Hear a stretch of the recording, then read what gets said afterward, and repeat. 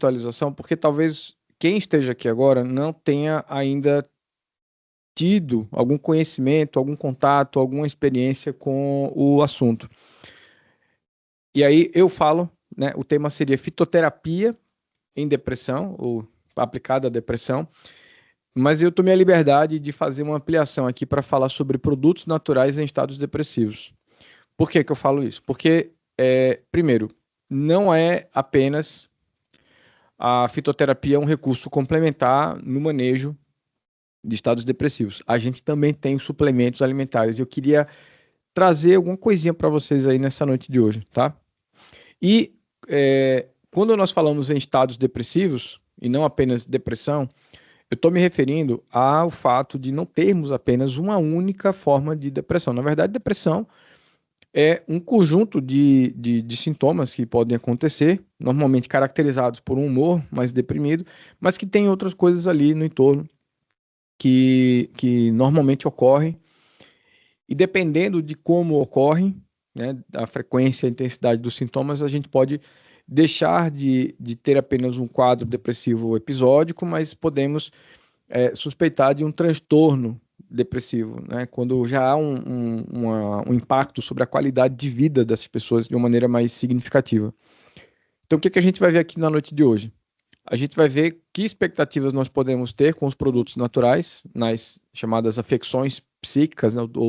Ou não apenas transtornos, né? Mas em alterações do funcionamento do aparelho psíquico. Essa é a grande questão, né? Que pode ser uma condição comum da vida do cotidiano. Estar ansioso não é uma doença, estar deprimido não é uma doença. Nem transtorno a gente vai entender como doença mental.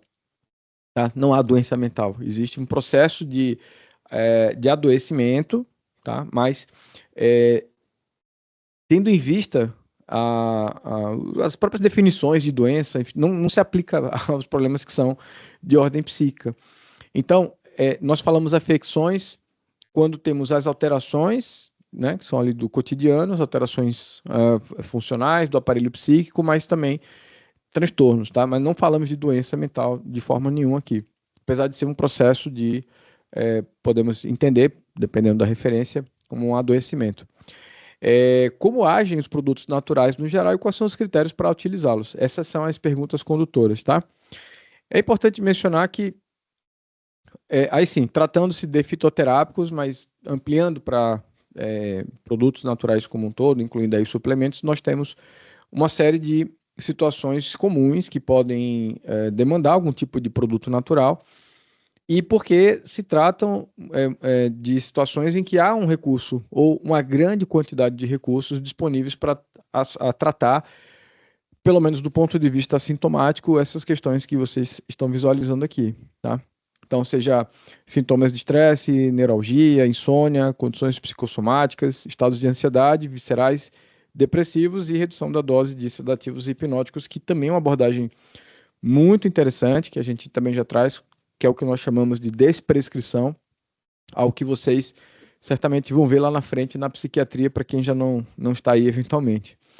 E esses produtos naturais, eles têm a ideia de atuar basicamente modulando neurotransmissores, estruturas biológicas que vão melhorar essa funcionalidade do aparelho psíquico a partir da melhora da funcionalidade de células neurológicas e outras estruturas adjacentes a essas células. Então, se você observar como que funcionam, né, a melhor hipótese, de fato, é essa questão dessa modulação biológica, como a gente pode ver aqui nessa imagem, e são basicamente produtos que são feitos de plantas, né? Por isso nós chamamos de produtos naturais, ainda que produtos naturais também possam se expandir para fungos que não são plantas, né? Fungos faz parte de um outro reino. Podemos obter produtos naturais de bactérias, de animais, inclusive. Então, são aqueles produtos que são produzidos por entidades que estão ali na natureza, né? Por seres vivos. Então, o reino vegetal ele é uma importantíssima fonte de substâncias químicas que podem ajudar a regular de diversas maneiras funções biológicas e que vão levar a uma melhora em quadros depressivos. Essa é a proposta, é a hipótese do ponto de vista mais farmacológico. Então, tem coisas, por exemplo, que são mecanismos clássicos, como a inibição da recaptação de monoaminas. Aí você bota a serotonina, você coloca as catecolaminas, que incluem a nora e a dopamina. Podemos fazer inibição da monoaminoxidase, aquela enzima que é importante para a metabolização por oxidação de monoaminas, né? Então, serotonina, nora e também a dopamina, a gente não pode esquecer que ela também é metabolizada por essa via.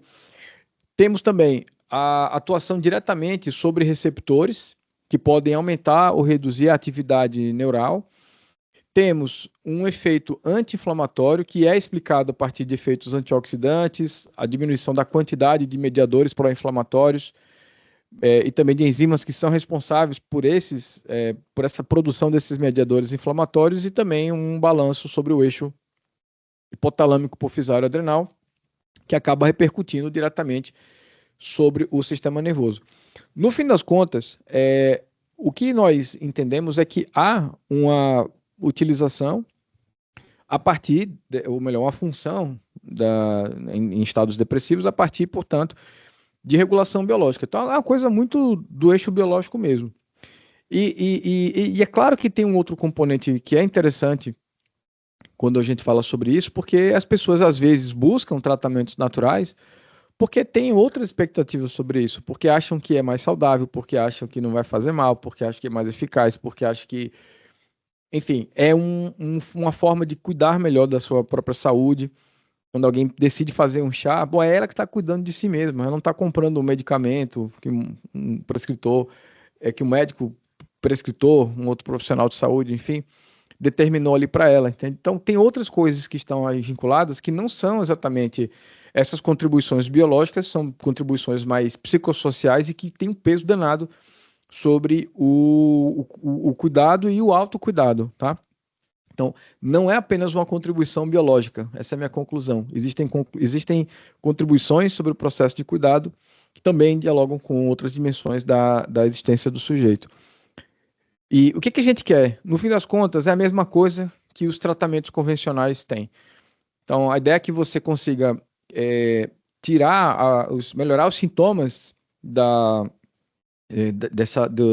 sujeito, né, do paciente, enfim, de modo que ele volte a um quadro de normalidade, né? Essa linha da normalidade aqui seria apenas uma representação, digamos assim, matemática, visual, né? Talvez nem tão matemática, mas mais visual, em relação ao que seria normal para aquela pessoa, né? Em relação aos sintomas. Estou bem, então não tenho humor deprimido, meu humor está bom, não tenho problemas de sono, não tenho problemas de apetite, não tenho problemas de relacionamento, não estou me abstendo do trabalho, né? Ou seja, ela está ali vivendo e vivendo bem. Então, mas cada pessoa tem uma normalidade aí, né? Tem o que seria considerado normal, digamos assim, para cada um. Porém, o que a gente sabe é que num quadro depressivo há uma tendência desse humor se deslocar, né, para um caminho, digamos assim, mais distímico, um pouco mais deprimido, e com esses outros componentes aí que eu coloquei para vocês. Então, o tratamento ele tem a ideia de você devolver pelo menos uma melhora em 50%, né? Isso seria uma meta terapêutica a ser alcançada dessa recuperação. Então, é matemática e, na verdade, nem é tanto para a gente não tornar exata uma coisa que não é exata, né? Só que do ponto de vista do sujeito, é claro que o que é 50% de melhora, né? Na experiência, isso é uma coisa difícil de você mensurar, obviamente. Só que quando você vai fazer a análise da eficácia de medicamentos e fitoterápicos ou suplementos ou quaisquer outros produtos para a melhora desses quadros, você precisaria ter algum tipo de instrumento para poder quantificar, porque é uma pesquisa que é quantitativa no fim das contas. Então, a partir daí, a gente avalia utilizando instrumentos que são chamados testes psicométricos, olha a palavra, psicometria, né? Ela, de alguma forma, mede como que está o seu aparelho psíquico em relação a determinados sinais e sintomas, e dependendo da pontuação colocada ali, claro que são testes validados, isso São instrumentos que apresentam uma validação, que têm uma significância do ponto de vista de confiabilidade, que pode se utilizar muito bem na prática da pesquisa clínica para produtos naturais, mas que na prática clínica, às vezes, não é tão recomendado, porque os instrumentos eles podem tornar um pouco mais engessados. Mas na atenção primária se usa bastante, alguns profissionais de saúde preferem utilizar para deixar essa consulta um pouco mais estruturada, mas há um modelo também de um pouco mais fluido, um pouco mais humanizado, que não fica centrado nesses instrumentos. Mas de alguma forma isso tem que ser ferido. Então, o que a gente precisa colocar aqui? A gente vai considerar que houve resposta ao tratamento, então, quando você consegue de alguma forma avaliar que houve uma melhora dos sinais e sintomas em pelo menos 50%. A remissão seria o segundo passo, é quando você tem essa devolução à normalidade, quando praticamente você não tem mais sinais e sintomas. E a recuperação, que seria o terceiro passo, nessa trilha, nessa evolução da saúde, digamos assim, é quando você tem aí a sustentação dessa remissão por um período aí de 9 meses, 12 meses. Aí vai depender do ponto de corte estabelecido pelos manuais, pelos guidelines. Porém, é possível ter uma recaída, que é quando você tem um agravamento do quadro antes da recuperação. Você está se encaminhando para a resposta, mas aí tem um agravamento do quadro. Ou então, você atinge a remissão, está indo para a recuperação, mas aí tem um agravamento do quadro. E a recorrência é quando você tem, depois da recuperação, por exemplo, 3 anos depois de você ter se recuperado e você volta a ter sintomas. Isso seria a recorrência e não a recaída. Ou seja, a recaída ela é mais próxima, ela é mais frequente ali, mais aglutinada, né? Quanto ao curso do transtorno, mas a recorrência ela é mais afastada, um pouco mais episódica. E claro que quanto menos frequente for, quanto menos intenso for esse conjunto de sinais e sintomas, melhor para o paciente também.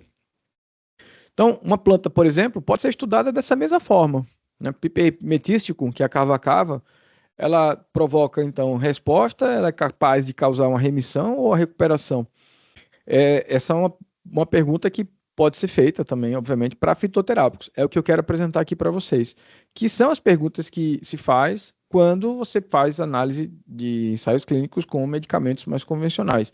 Então, você tem escalas que são utilizadas, por exemplo, aqui a escala de Hamilton, que é usada para, nesse caso aqui, para quadros de ansiedade, né? A chamada escala de Hamilton para ansiedade, a HAM-A. Tem algumas perguntas que são feitas para essas pessoas, e aí, dependendo da pontuação, você tem ali uma forma de você mensurar se ela está muito ansiosa, se ela está pouco ansiosa, ou se ela não está ansiosa. Aqui um outro exemplo, e esses seriam coisas. Aqui são modelos mais interessantes do que você comparar com placebo, por exemplo. E essa discussão, obviamente, é uma discussão muito da farmacologia clínica, né? Então vejam, se eu estou falando aqui que existem estudos que fazem a comparação de um produto que eu vou mencionar aqui para vocês agora, chamado erva de São João, e existem estudos no singular mesmo, tá? Erva de São João, tudo no minúsculo aqui, tá? É assim que se escreve de fato, não é com letra maiúscula, não. E aí você avalia a erva de São João com outras coisas que já existem. Nesse caso aqui, houve comparação com fluoxetina, que é um tratamento que todo mundo conhece, pelo menos se está aqui agora já conhece, né? Imagino. Não sei se tem alguém do primeiro período aqui, mas se tem do segundo para frente, já viu fluoxetina certamente, já viu sertralina também, e viu também a própria paroxetina, que foram as drogas que foram comparadas nesses estudos aqui. E o interessante é que a eficácia da erva de São João com esses outros medicamentos é praticamente a mesma. Então, isso mostra uma não superioridade dos outros medicamentos ou uma não inferioridade do fitoterápico, e com isso você poderia selecionar, a partir desses achados, né, experimentais, a partir de uma fitoterapia mais científica, que, olha, esse é um produto que, se ele funciona tão bem como a fluoxetina e a sertralina, então pode ser utilizado para pessoas que têm mais resistência a usar medicamentos controlados, já que se trata de um fitoterápico, e o único fitoterápico controlado que a gente tem hoje realmente são os extratos de cannabis. Enfim, aqui é só uma continuação da meta-análise a respeito desse estudo anterior, mas aqui esses gráficos mostram basicamente que há um efeito protetor realmente em relação ao uso da erva de São João, né, quando comparado com o placebo, por exemplo, que seria aqui na linha zero. Aí, esses resultados mais deslocados para o lado de cá indicam que teve uma recuperação, uma taxa de resposta favorável, com o resultado médio aqui significativo e com sendo valores estatisticamente significativos. Tudo isso aqui é para explicar em relação a métodos, de como é que a gente verifica como um fitoterápico pode ser utilizado para tratar depressão. Por que a gente pensa, então, no fitoterápico se já tem medicamentos antidepressivos? Bom, às vezes é a preferência do paciente, às vezes ele já tem uma história de intolerabilidade ou não tolerabilidade em relação a um tratamento já convencional, que já, portanto, foi utilizado. Quer dizer, tomou fluoxetina, mas teve mais efeitos colaterais. Então, vai para o fitoterápico. Por quê? Porque, no geral, são produtos que tendem, de fato, a ter mais segurança mesmo. Ou seja, menos efeitos colaterais e menor ocorrência de interações medicamentosas significativas. Não é que não tenha, mas o risco é menor. Então, reconhece-se que são produtos mais seguros no geral, beleza? Esse é um outro critério que pode se pensar em utilizar. Mas a gente não pode abrir mão de um rigor científico nessa utilização. Vou falar sobre alguns deles com mais detalhes, porque essa parte aqui, para poder fechar, ela discute essa aplicabilidade dos produtos. Quer dizer, você está pensando em tratar alguém que tem um problema de saúde mental, ok, então você não vai pensar apenas no fitoterápico, mas você tem que pensar num modelo de cuidado ampliado, que especialmente esteja ali sedimentado no que nós chamamos de modelo biopsicossocial, que leva em consideração a saúde biológica, mas a saúde social e a saúde mental, e que é determinada por essas dimensões aqui. Tá? Então, nós somos resultantes, ou melhor, resultados, né, desses determinantes, sim, biológicos, de como nosso metabolismo, nossos hormônios, nossos mediadores, enfim, funcionam, mas estamos dentro de um cenário cultural também, que às vezes pode ser mais protetor, às vezes mais expositor. O ambiente onde a gente está inserido, a dimensão econômica desse território também e a dimensão social. Então, eu entendo que isso aqui deve ser olhado com muita atenção para todos os profissionais que vão atuar com esse tipo de demanda. Vai fazer assistência à saúde em pessoas com problemas de saúde mental, então fique atentos em relação a essas 5 coisas, a essas 5 dimensões. Sempre durante o processo da anamnese, perguntando coisas para entender bem essa história pessoal, essa história social, essa história também medicamentosa, enfim, que torna esse processo de cuidado um pouco mais humanizado, tá? Essa é a primeira parte. Agora vamos para a segunda parte, que é discutir realmente os aspectos mais próximos do nosso tema de hoje, que é depressão. Veja, depressão, ela não é uma doença, né? Aliás, nem o transtorno depressivo maior é uma doença, que é uma das modalidades de agravamento do quadro desses sintomas, e que, nesse caso, no primeiro caso aqui, ela está dentro ali do chamado dos transtornos neuróticos, né, mas também dos transtornos psicóticos, pode acabar acontecendo, e tem características de ter ali um humor mais, como eu falei, um pouco mais deprimido, de ter uma sonolência, tem alguns conjuntos de sintomas que eu vou mostrar para vocês logo mais. Quando agrava e dura mais tempo, sintomas são mais evidentes, pode-se pensar numa suspeita do transtorno depressivo maior, né? Essa é a chamada condição clássica do grupo de transtornos depressivos e é caracterizado por episódios distintos de pelo menos 2 semanas de duração, isso aqui é um ponto de corte, embora a maioria dos episódios acabe durando um tempo bem maior, né? Envolvendo alterações nítidas do afeto, só um instantinho, na cognição, em funções neurovegetativas e remissões interepisódicas, né? Isso é o que torna a suspeita, né, do surgimento de um transtorno depressivo maior.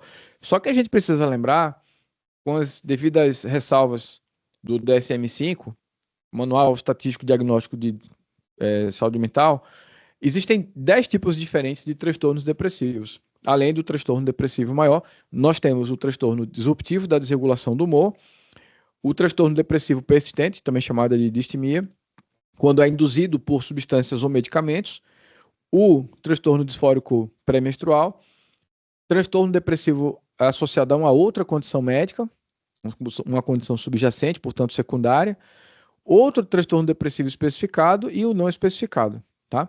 Isso aqui, para entender melhor o que é cada um deles, só realmente cursando a disciplina de psiquiatria que vocês vão cursar mais em breve. Mas é importante mencionar também porque daremos foco a isso aqui hoje, tá? A gente não vai falar sobre todos esses tipos aqui, porque não é nosso objetivo necessariamente, a rigor. E aí, gente, sabemos que tem uma prevalência muito alta, mundo afora, vem crescendo, especialmente nesse período pós-pandemia. Aqui está uma distribuição entre os continentes.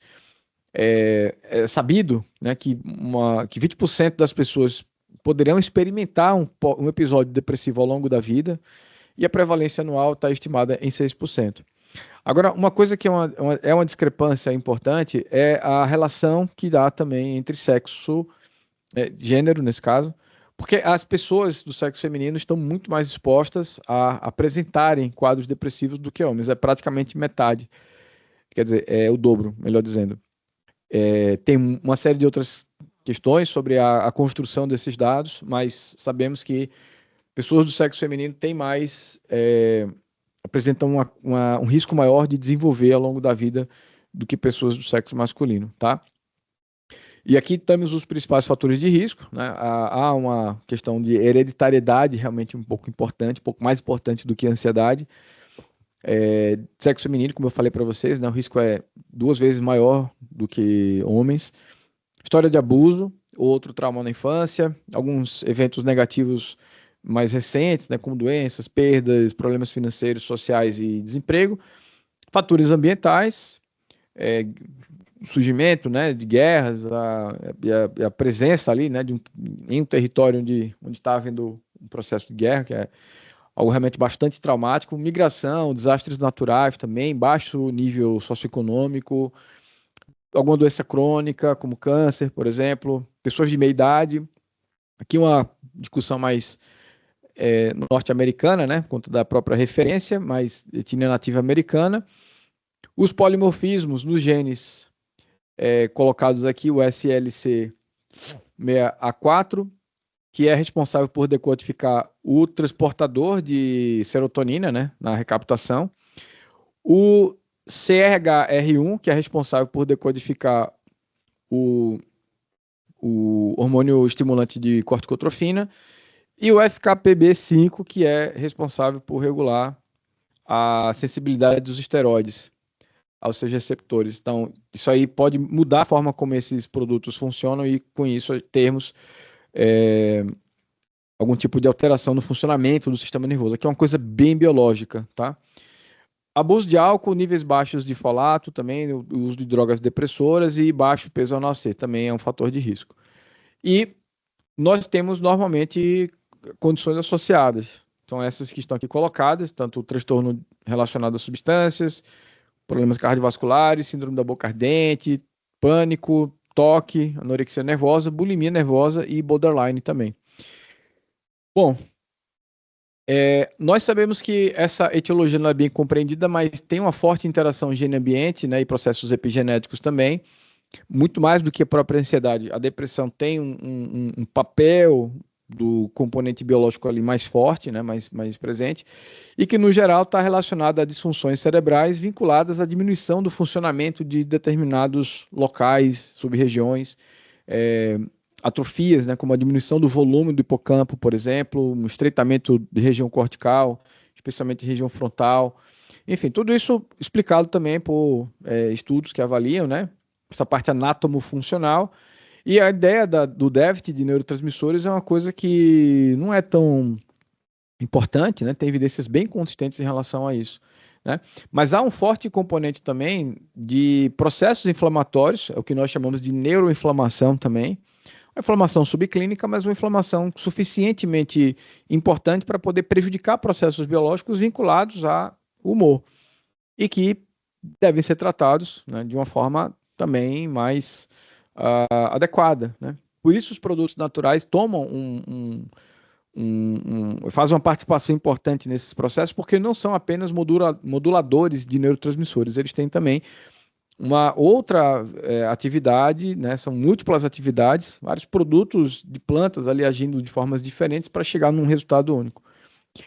Então, o que a gente tem aqui? Alguns instrumentos ligados a rastreamento, que são vinculados a esses estudos clínicos, né? É com base nisso aqui que a gente verifica se o produto funciona ou não, já que não tem biomarcador para dizer assim, pô, você tem depressão, não tem. Você não vai fazer como um diabetes, que você afere lá glicemia de jejum, pós-prandial, a hemoglobina glicada, né? Dentre outros, que vão dizer, ó, isso aqui é diabetes, isso aqui não é diabetes, mas no caso de problemas psíquicos, você vai fazer essa avaliação a partir de instrumentos que são validados, que precisam desse processo de validação para serem confiáveis na pesquisa ou na prática clínica, tá?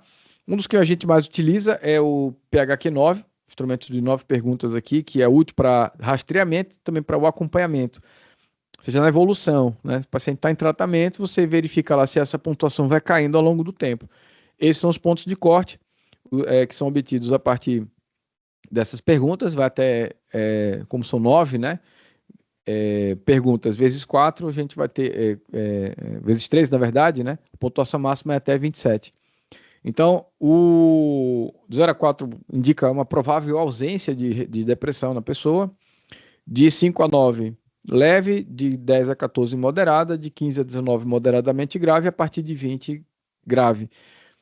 E que representa uma série de coisas que são feitas, que foram sentidas, né? Uma pessoa experimentou a vida ali naqueles últimos 14 dias, né? Então, são 9 perguntas. Tem instrumentos de 20 perguntas, tem instrumentos de 2 perguntas, mas esse aqui é um dos mais utilizados mesmo e pode ser utilizado, como eu falei, tanto para clínica como também para pesquisa. É preciso buscar realizar um diagnóstico diferencial, isso aqui é feito especialmente por um médico psiquiatra. Um psicólogo, ele tem uma leitura também muito interessante sobre isso, mas nós, eu sou como farmacêutico, que atua na área, não dou o diagnóstico, mas eu localizo prováveis diagnósticos e faço os encaminhamentos quando surgem esses tipos de questões aqui, lá no nosso ambulatório, que agora está paralisado por uma questão de natureza jurídica. Vocês devem ter acompanhado aí aquelas questões de prescrição farmacêutica e tudo mais, então decidimos fazer uma pausa aí para dar uma respirada e em breve voltamos. Mas, enfim, da experiência, né, anterior é isso. Bom, isso aqui é um caso que precisa do psiquiatra, a gente encaminha. Não dá o diagnóstico lá nesse momento, tá? Então, e muitas vezes o médico da família e da comunidade, ele também não diagnostica naquele momento. Ele, aqui tem uma questão que precisa ser acompanhada por um especialista, daí se encaminha. Bom, os exames só são úteis para fazer investigação de causas alternativas a sintomas depressivos, né? Então, normalmente são esses que são solicitados. Cada um tem um papel importante aí na sua contribuição com os achados clínicos e a polissonografia pode ser indicada se houver apneia do sono. Quem dorme mal também pode ter mais risco de ter quadros depressivos e do ponto de vista do manejo, essas são as abordagens. E aí é onde entra a parte de fitoterapia mesmo e produtos naturais, agora indo já para um terceiro momento dessa nossa aula, porque os medicamentos, vocês observam aqui que eles não estão na base do tratamento, né? Quem está na base são questões mais ligadas à saúde social, à psicoterapia, né? Alimentação, exercício físico e higiene do sono aí com os hábitos de vida. É possível selecionar antes até mesmo dos medicamentos as chamadas práticas integrativas e complementares que dão uma boa resposta, que tem pesquisas científicas importantes, tá? Eu não estou falando aqui de coisas mais polêmicas, como é o caso da constelação familiar ou coisa parecida. Eu estou me referindo a práticas que têm um risco muito baixo de causar danos, né, iatrogenias, enfim, como a meditação, yoga, acupuntura, tai chi, massoterapia, tudo isso ajuda, né, a tornar o sujeito mais, digamos assim, um pouco mais ativo, né, dá uma sensação de bem-estar por vários caminhos. Meditação é um negócio que funciona, tem milhares de artigos sobre o assunto e realmente tem uma contribuição importante. No SUS está disponível, nós temos ambulatórios de Pix espalhados em Recife, por exemplo, e que podem ser muito úteis nesse sentido, né? Fazer encaminhamento. Tem lá no Engenho do Meio, um centro importante, né? Centro integrado de saúde que lá se faz uma série de práticas com a população, e isso pode por si ser uma ferramenta interessante. Aí vem os medicamentos. São muito indicados quando existem situações mais graves, né? Então, moderadas a grave, principalmente. Então, se você for olhar aqui um pouquinho para o PHQ-9, você não vai tratar uma depressão leve, talvez, né, moderada, né, com um antidepressivo. Seria mais ou menos isso, né? Dependendo de como o paciente se apresenta, como ele consegue lidar com o seu cotidiano, o nível de impacto sobre a sua qualidade de vida, isso deve ser analisado antes desse julgamento. Às vezes o que se quer é simplesmente resolver o problema do paciente e deixar o paciente ir embora com aquela receita controlada, mas nenhuma crítica em relação a isso, obviamente, mas a crítica em relação à hipermedicalização da vida, inclusive, que é simplesmente por tentar trazer resultados mais rápidos com soluções que, em tese, são mais simples, né? Para problemas mais complexos. Isso precisa ser criticado de toda maneira. Mas dentro desse tratamento farmacológico, do manejo farmacológico, a gente tem os fitoterápicos também. Eu vou mostrar para vocês aqui como que a gente se organiza em relação a isso, vou começar a falar sobre eles, e entra também os suplementos alimentares. E é em cima disso que eu quero tratar do conceito de produtos naturais. Tá? Por isso que eu vou abordar com vocês aqui. Inclusive, vou falar de coisas que não se deve fazer, porque há evidência de que não funciona. Importante saber também aquilo que deve ser evitado, obviamente. E alguns procedimentos não farmacológicos, manejos não farmacológicos, que também podem ser utilizados hoje. Tem boa evidência científica de benefício e tudo mais. E lembrando do que a gente quer, né? Resposta ao tratamento é diminuir pelo menos 50% dos sinais e sintomas, avaliados aí por uma escala psicométrica. Busca-se, depois disso, a remissão com o desaparecimento dos sinais e sintomas, e depois disso a recuperação com a manutenção. No caso do transtorno depressivo maior, entre 6 e 12 meses, ali você está sintomas, bom, está recuperado, né? Vamos manter isso por mais tempo. Agora, indica piora quando há a recaída e a recorrência, como eu falei para vocês. Qual é o tratamento hoje? Né? A gente tem os antidepressivos, que são clássicos, são produtos que têm uma eficácia comparável entre si, né? Dentro dos grupos farmacológicos. Você tem a classe dos antidepressivos e vários grupos farmacológicos diferentes. Mas, no geral, eles conversam entre si, tem uma taxa de resposta relativamente parecida, tem critérios de uso diferentes, e que varia aí entre 50% a 75%. Você tem uma limitação importante aqui nesses trabalhos, porque normalmente eles são estudos que não vão ultrapassar 2 anos. Né? Você tem até estudos de 3, 4, 5 anos, mas vão até 2 anos. Esse é um problema que às vezes é crônico, a pessoa tem que usar bastante. Um outro tratamento que também é muito comentado é um agonista dos receptores NMDA, a S-cetamina ou S-ketamina, né? Que é o enantiomer S da cetamina ou ketamina, que a gente já bem conhece. Isso aqui deve ser utilizado com muito cuidado, e especialmente naquelas pessoas que têm uma crise muito severa e você quer tirá-la daquela crise naquele momento. É para uso agudo, não é para fazer uso crônico, até porque tem risco de dependência química.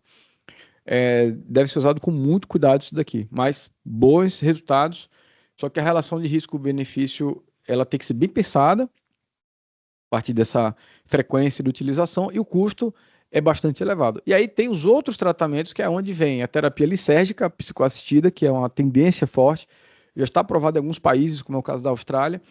Terapia lisérgica é terapia com alucinógenos, ou melhor, psicodélicos, né? E aí, só que a psicoassistida deve ser uma sessão que o paciente usa o produto ali, ele começa o seu processo ali psicodélico, e nesse momento tem um psicólogo ali fazendo um trabalho de dirigir e conduzir, e com resultados de verdade incríveis do ponto de vista dos desfechos clínicos da eficácia. E aí vem os produtos naturais, fitoterápicos e suplementos, tá? Que são os nossos queridos de hoje. Bom, gente, aí é o seguinte, eu estou trazendo para vocês aqui uma questão importante do ponto de vista da prática clínica. Aqui é um relato de experiência, tá? E que é também trazido aí por outros colegas que têm outras experiências nesse assunto, que está agrupado em alguns textos, mas selecionar produtos naturais para esse tipo de público requer, primeiro, uma preferência do paciente.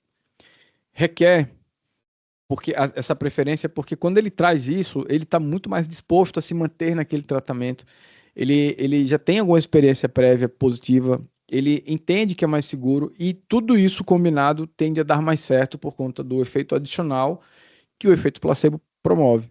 Se ele for mais resistente ao tratamento com produtos naturais, é importante considerar não prescrever, tá? Eu penso dessa maneira, porque quando ele tem essa resistência, aí o efeito placebo joga ao contrário. Aí ele vai, ao invés de tratar com um produto natural, sei lá, uma erva de São João que seja, e ter uma eficácia X, ele pode ter uma eficácia X menos Y, né? E pode até ter efeitos colaterais, que aí é quando a gente chama de efeito nocebo. E pode-se ter também uma potencialização do efeito da terapia convencional. O cara está ali tomando a fluoxetina, mas não está dando muito certo, aí você pode entrar com croxativos para poder chegar onde se quer, que é a remissão. Os riscos associados à segurança da terapia convencional, quando estiverem muito fortes, pode-se pensar aí sim num tratamento alternativo, né? Então, ao invés de você estar, digamos, usando sertralina, mas com muita frequência apresenta ali alguns efeitos colaterais que impactam sobre o cotidiano, por exemplo, disfunções sexuais, que é uma coisa muito comum em quem toma inibidores seletivos da recaptação de serotonina. Então, pode-se pensar em uma alternativa, e quando outra não for possível, no caso da bupropiona, que seria indicado, aí você pode pensar em utilizar um produto como esse. E quando tem problemas de acesso a terapias convencionais. Então, para mim, são 4 critérios que devem estar ali. Esse aqui seria um critério praticamente obrigatório, e esses aqui critérios alternativos, né? Uma dessas coisas aqui pode acontecer. Todas elas podem acontecer, inclusive, simultaneamente. Aí vejam, eu estou trazendo para vocês aqui um trabalho, algo que a gente não viu, isso aqui a gente não viu na sala de aula.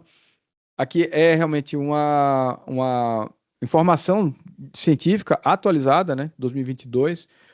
Isso aqui é um painel, uma força-tarefa, na verdade, é chamada CAMAT, que é relacionada à avaliação de produtos, de tratamentos, né, para ansiedade e humor, na verdade, né, uma força-tarefa canadense, e que frequentemente publica guidelines, recomendações, enfim. Esse é um guideline de tratamentos para transtornos psiquiátricos com nutracêuticos e fitossêuticos. Fitossêutico é uma palavra que a gente nem reconhece, passar um paninho aqui para o pessoal.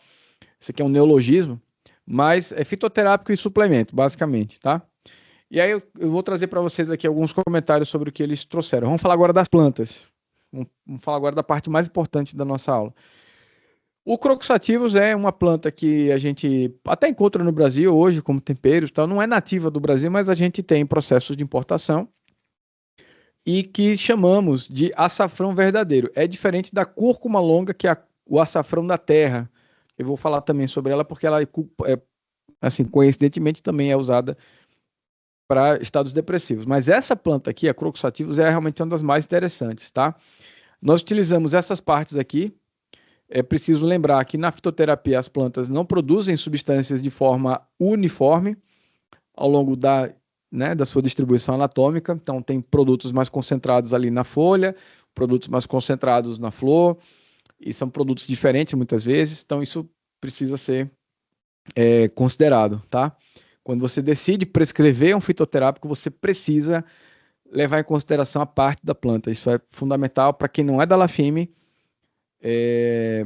Fica essa informação. Para quem já é da LAFIME sabe dessa informação, porque isso é discutido já há bastante tempo. Então a gente usa tanto os estigmas, mas também utilizamos as pétalas florais, que é a parte, ou são as partes que contêm essas substâncias aqui mais importantes. Especialmente esses glicosídeos de carotenoides, são chamados crocinas, e temos também, está aqui, ó, a crocina e a pirocrocina, essas substâncias aqui, análogos da vitamina A, e temos uma composição de óleo essencial que contém essa substância aqui chamada de safranal. O safranal nada mais é do que essa molécula que está aqui. Então, o que o pessoal faz? Ele vai verificar a crocina, vai verificar a quantidade de safranal e vai quantificar na planta. Isso vai ser utilizado como padrão de qualidade, porque essas duas substâncias aqui parecem ser as mais importantes. A gente não sabe se quem é melhor, né? Se é safranal, se é a crocina, se é a mistura, se é o fitocomplexo como um todo, mas isso aí são coisas que norteiam também a pesquisa na área de plantas medicinais. Como é que a gente pode enxergar aqui essa parte de utilização? A gente está se baseando numa monografia da Organização Mundial da Saúde. E aí nós temos, dentro dessa monografia, alguns textos que têm seções que não indicativos dessa utilização. Quando a gente fala de uso popular, a gente está se referindo a uma fitoterapia que é transmitida entre gerações, de forma verbal, de maneira não científica, né, de forma bastante empírica. É a chamada fitoterapia da vovó. Então, tem os relatos, né, durante a construção dessa monografia, os pesquisadores foram atrás dessas informações e foram vendo aí como é que as pessoas utilizavam, para que usavam, né? Então, aí, mais como uma curiosidade. E o uso tradicional reconhecido é aquele que tem essa base também na história, só que com um processo de observação mais minucioso e observando o benefício na prática clínica. Só que a gente pode prescrever e pode adotar a fitoterapia baseada no uso tradicional e também pode ser em cima da pesquisa científica. As duas formas a gente utiliza. No caso do Croxativus, a gente não tem fitoterápico industrializado, nem produto tradicional fitoterápico. Ambos os produtos aqui são feitos por indústrias farmacêuticas. Então, como é que a gente obtém se não tem em indústrias farmacêuticas fornecendo isso para o mercado? A gente consegue fazer o produto manipulado. E aí a farmácia de manipulação tem disponível os extratos secos padronizados em crocinas e em safranal. Pô, maravilha, né? Só que tem um detalhe, essa especificação técnica dos insumos disponíveis no Brasil são um pouco diferentes daquelas que estão disponíveis e que foram devidamente analisadas nos ensaios clínicos randomizados. É uma coisa que eu vou mostrar aqui para vocês.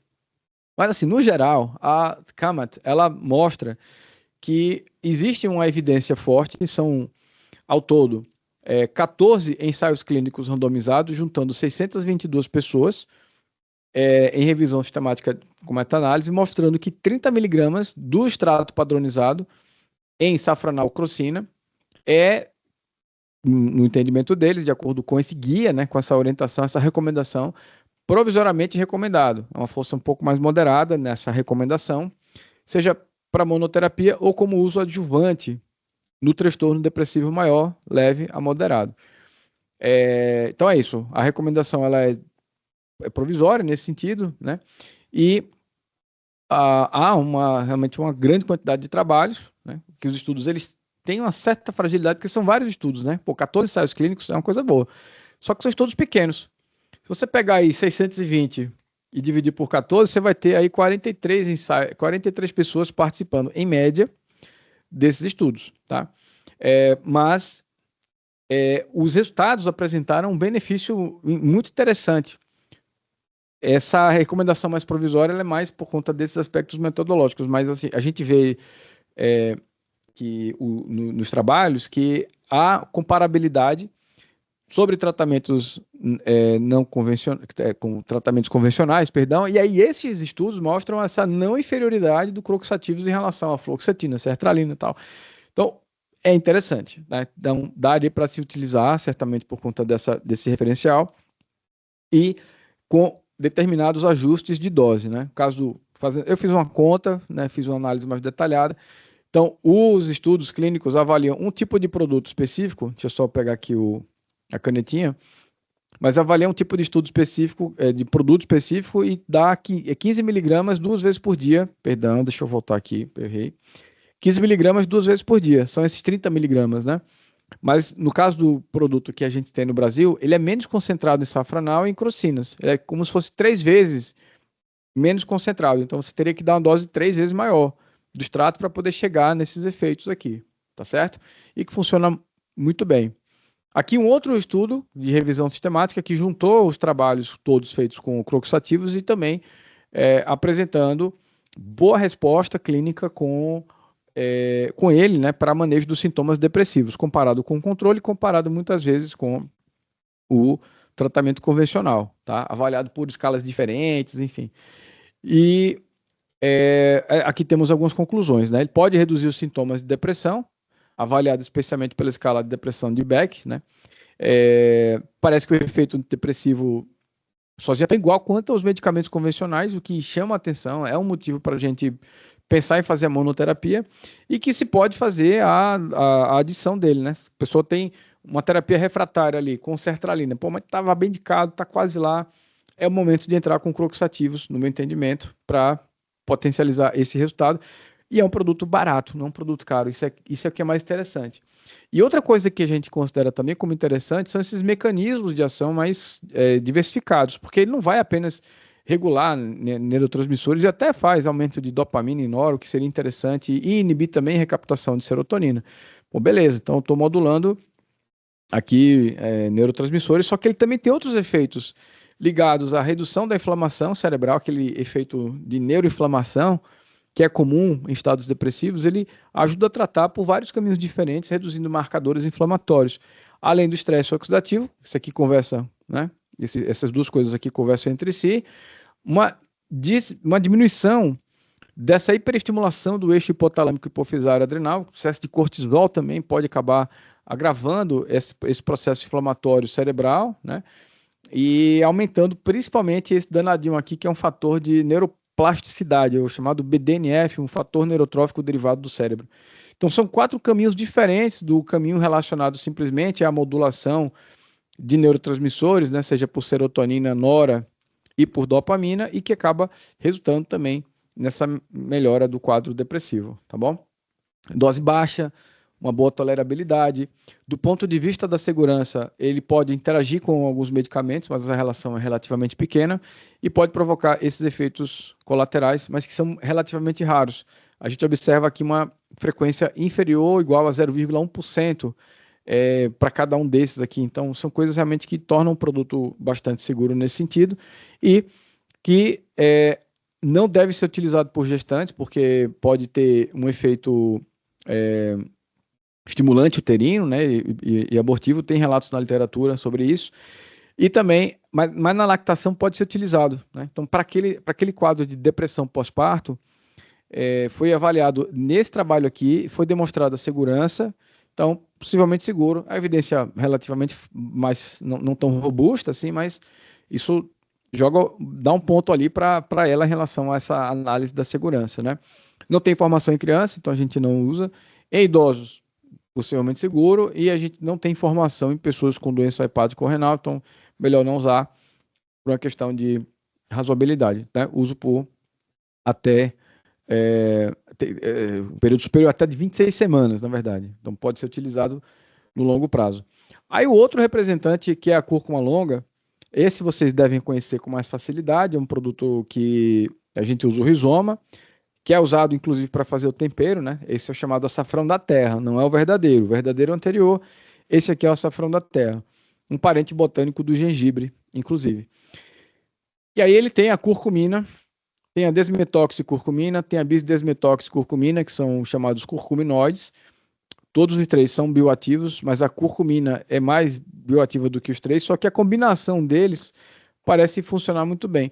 E a combinação deles com os chamados terpenos aqui que compõem o óleo essencial da planta. Pois bem, a gente tem no Brasil um medicamento fitoterápico à base de curcumina, é o único disponível no momento, que é o Motori, e tem também os insumos disponíveis em farmácias de manipulação que têm especificações distintas, tá? Naquela análise da Kemet, a gente vê que ele também é recomendado provisoriamente, né? São 10 ensaios clínicos com 531 pessoas, é menos investigado, portanto, quanto ao poder estatístico, né, em relação ao croxativos, perdão, e ele mostra que também ajuda a reduzir os sintomas.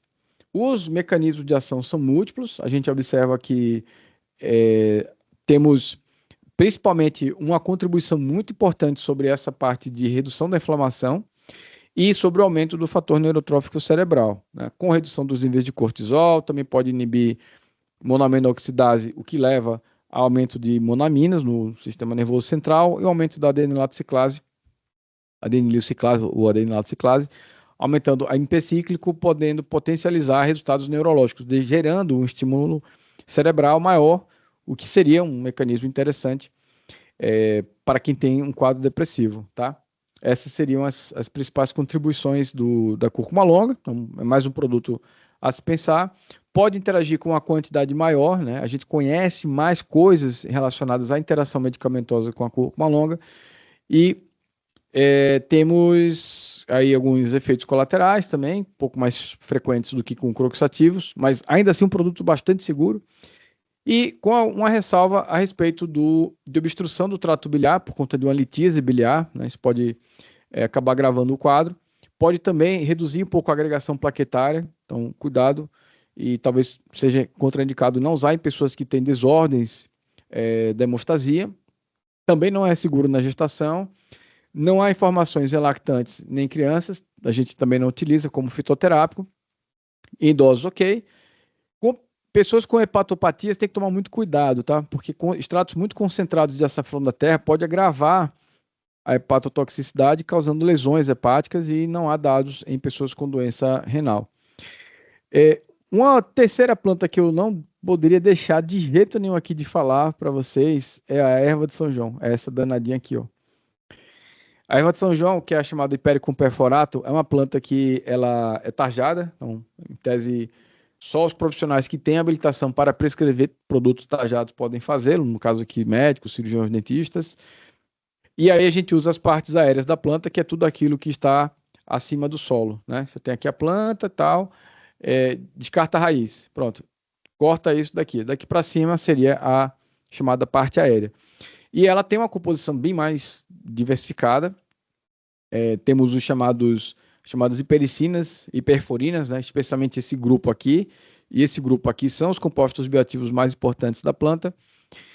Ela tem produto já registrado no Brasil há muito tempo. Isso aqui é um clássico, gente. Um clássico dos clássicos, assim.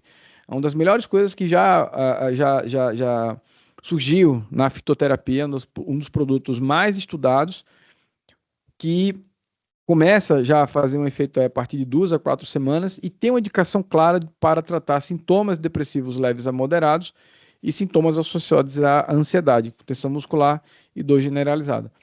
O mesmo tipo de extrato disponível na indústria está na manipulação. Então, aqui não tem problema. São os mesmos extratos avaliados nos ensaios clínicos. Age a partir da inibição da recaptação de serotonina, nora e dopamina. Pode inibir também a recaptação de GABA e glutamato, que pode levar a um efeito significativo sobre um quadro de ansiedade. Inibir MAO A e MAO B, que pode também aumentar os níveis desses neurotransmissores aqui, além de outros também metabolizados pela MAO B principalmente. O fato é que a gente tem, desde o ano 2000, estudos que avaliam efeitos com a Hipericum perforatum, que é a erva de São João, com outros fármacos, aqui imipramina, por exemplo. E quando você avalia os resultados das variáveis primárias e secundárias, vocês observam que é praticamente a mesma coisa, sendo que tem uma única diferença. É que os pacientes que tomaram a erva de São João, Hipericum perforatum, tiveram melhor tolerabilidade, portanto, menos efeitos adversos do que aqueles que foram tratados com a imipramina, que é um antidepressivo, na época muito usado, um tricíclico, tem coisa melhor hoje, claro, mas 6 semanas de tratamento terapeuticamente equivalentes para pacientes com depressão leve a moderada. E o artigo conclui que pode ser considerado na atenção primária para esse tratamento inicial, para quem tem uma depressão mais leve a moderada, para não partir direto para um antidepressivo. Tá? Aqui uma tabela que mostra esses resultados com mais detalhamento, sem essa diferença significativa entre eles. E aí vem em 2008, a partir da publicação de outros trabalhos, a análise ou a meta-análise da erva de São João sobre depressão maior, né, como ele coloca aqui. Então, essa revisão sistemática juntou vários extratos diferentes e aí concluíram que a erva de São João, Hipericum perforatum, é superior ao placebo para a remissão e a recuperação dos pacientes, são igualmente eficazes os extratos, né? Igualmente eficazes aos fármacos antidepressivos e possuem menos efeitos colaterais do que os fármacos antidepressivos. Então, é uma terapia tão boa quanto e mais segura. Aqui a gente tem uma recomendação forte, tá? Força de recomendação enorme. Olha só a diferença. São 35 ensaios clínicos que foram incluídos nessa revisão da CAMET com quase 7 mil pessoas. O nível de evidência aqui é diferente, né? Em relação a croxativos e a... Perdão, aqui está Grifônia simplicifolia, eu errei. Aqui é Hypericum perforatum, agora que eu estou me ligando nisso. É isso aqui, tá? Isso aqui foi um erro de uma outra coisa que eu não queria nem mostrar para vocês aqui hoje, porque nem vale a pena. Mas é Hypericum perforatum, essa plantinha aqui, bonitinha, simpática. Então, assim, as doses de 600 a 1.800 miligramas desses extratos, que são os mesmos disponíveis no Brasil, nesses medicamentos industrializados e nos manipulados, tem aí, então, uma representatividade importante. E é um produto que os médicos deixaram de pensar, de prescrever, porque isso era muito prescrito no começo do século, 2000, 2001, 2002, 2003 e tal. Depois, teve uma falta de investimento mesmo da indústria, falta de propaganda, acaba que isso interfere, né, na decisão, obviamente. Surgimento de outras drogas mais potentes, claro, isso também é um ponto importante. Mas, assim, a eficácia ela é similar aos antidepressivos tradicionais e bem superior ao placebo. A gente tem também uma questão, né, que deve se ter quando você tem aqui uma pessoa com transtorno bipolar, né, por conta da indução de mania, tem um risco que é associado, por isso que é importante usar com muito cuidado, com um diagnóstico bem feito, e pode causar fotossensibilidade. Esses produtos naturais aqui, quando chegam na pele, porque acabam se espalhando também, eles têm uma capacidade de fazer uma fotossensibilização, tornando a pele um pouco mais sensível à radiação solar, e isso provoca efeitos inflamatórios, dermatológicos. Então, tem que tomar algum cuidado nesse sentido, com recomendações de melhora da fotoproteção e tal. Agora, uma outra coisa que é importante também mencionar é com relação ao grupo de interações medicamentosas. É uma galera, viu? Aqui sim, paciente polimedicado e você pensa em usar erva de São João, esqueça, porque ou faça uma análise muito minuciosa, porque olha a quantidade de medicamentos, inclusive interações graves, ou seja, é uma quantidade enorme de medicamentos com a qual a planta interage, graves ao ponto de contra-recomendar, ou seja, haver contra-recomendação nessa utilização. Pode ser moderada também, e aqui nesse caso você pode usar combinadamente, mas com muito cuidado, com acompanhamento para ver se surgem eventuais problemas de saúde decorrentes da farmacoterapia combinada, e leves, basicamente acompanhar sem grandes preocupações, tá? Os efeitos colaterais estão aqui presentes, mas são bem mais raros. Talvez aqui desconforto gastrointestinal seja a coisa mais frequente mesmo, tá? E não considerado não seguro aqui em gestantes, em lactantes, pode ser usado em crianças, aqui é uma boa opção também, a partir de 6 anos de idade, né? E também em idosos, beleza, estaria liberado, e sem informações em pessoas com doença hepática ou renal, aqui a gente não usa. Outras coisas que eu vou comentar aqui mais rapidamente, que o tempo já está chegando ao fim. Metilfolato pode ser utilizado também. É uma forma de ácido fólico em alta dose, é diferente do ácido fólico, melhor dizendo, mas é um metabólito dele. Se tomar ácido fólico, aí ele é transformado em metilfolato. Ele sofre uma metilação e aí vira metilfolato, né? Mas com uma dose mais alta também pode gerar efeitos interessantes sobre depressão, especialmente em pessoas que apresentam algum tipo de depressão explicada por deficiência de folato, tá? E por questões de ordem genética que podem levar a um polimorfismo do gene que faz esse processo de metilação do folato, tornando ele inativo, porque essa é a forma ativa do ácido fólico, que é também chamada vitamina B9, tá? Então, é uma opção. Deixa eu só subir aqui, vou para uma outra parte aqui. O zinco também, né? Mas aqui é bem mais fraquinho também, nível de evidência. É só para mencionar que ele foi estudado, mas certamente não vai ser um produto aí que estaria, né, dentro do rol de possibilidades de prescrição. Probióticos também é uma promessa que a gente tem, mas não é uma coisa tão robusta ainda. De forma complementar, existe de acordo com esse guideline, uma recomendação provisória, mas ninguém vai deixar de usar um antidepressivo para usar um probiótico, né? Então a recomendação ela é fraca para monoterapia porque o benefício é fraco, né? Uma outra coisa também que a gente observa é ácidos graxos ômega 3, óleo de peixe, por exemplo, que é fonte desse tipo de gordura, é um lipídio, né? Muito conhecido, enfim, é recomendado, né, fortemente na terapia complementar, tem um nível de evidência muito alto e com benefícios muito interessantes.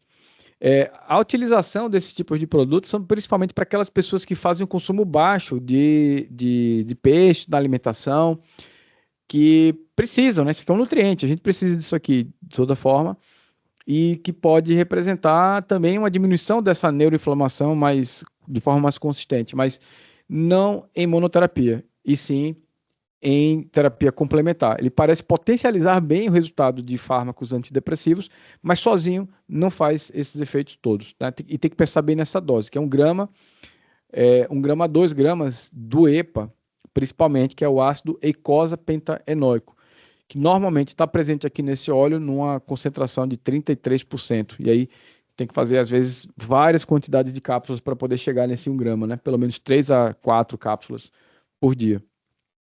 E outras terapias que não são recomendadas, né? Então, vitamina D, porque não tem benefício, SAMe, que é a acidanosimetionina, vitamina C, magnésio, também não tem evidência, quer dizer, tem estudos, mas não mostram benefício nenhum. Inositol, creatina e a N-acetilcisteína. De novo, são produtos naturais, são suplementos que são estudados em estados depressivos, mas que não apresentam benefício nesses achados. Então, a gente não usa, basicamente. Tá bom? Galera, então era isso que eu tinha para falar para vocês. Essas são as contribuições dos produtos naturais. Quer dizer, tem coisa muito boa, tem coisa que não é tão boa assim, mas a gente precisa sempre basear as nossas decisões em evidências científicas, ter muita responsabilidade quando for pensar, né? Se é um futuro médico ou médica que vai buscar prescrever algum tipo de tratamento, então sempre estar atento às evidências para tomar as decisões baseado nisso, né? E a partir do contexto selecionar a melhor terapia complementar possível, tá bom? Perguntas? Esse é o momento.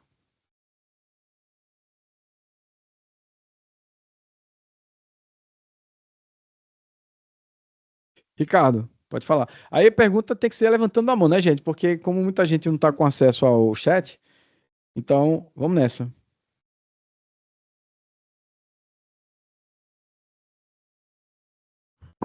Então, Leandro, eu fiquei com dúvida sobre o açafrão, que o senhor comentou que não era muito caro. Aí eu fiquei com essa dúvida, porque o açafrão em si, o açafrão verdadeiro, é uma especiaria muito cara. Aí eu fiquei em dúvida como o IFAV, porque o IFAV não seria tão caro. O que Ricardo fala sobre FAV ou IFAV é o insumo farmacêutico ativo vegetal, né? Que a farmácia de manipulação tem disponível lá. Quando eu falo que não é tão caro, eu me refiro, por exemplo, tipo assim, um custo de 50 a 60 reais, porque a quantidade que a gente usa é muito pequena,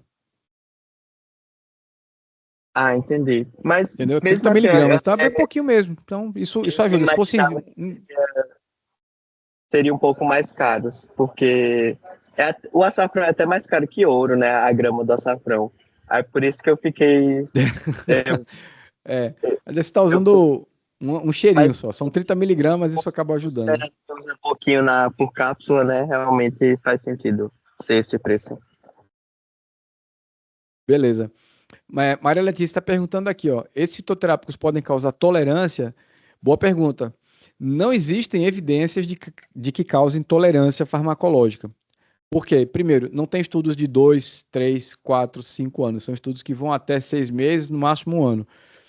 Então, dentro desse período, seria razoável selecionar para que nesse período você tenha uma melhora dos sintomas, mas não há evidências de tolerância farmacológica com fitoterápicos. Tem uma coisa para cannabis, que eu nem abordei aqui, porque não é nem interessante pensar nisso, seria mais contraindicado, mas, pelo menos a espécie com THC, né? Mas não tem, Letícia. Então, assim, Você vai usar num curto período de tempo, enquanto o paciente faz outras coisas, enquanto ele aprende a meditar, enquanto ele está na psicoterapia. Serve para dar um suporte para os sintomas, para melhorar dos sintomas enquanto ele está ali naquele tratamento não farmacológico, que é o mais importante no fim das contas.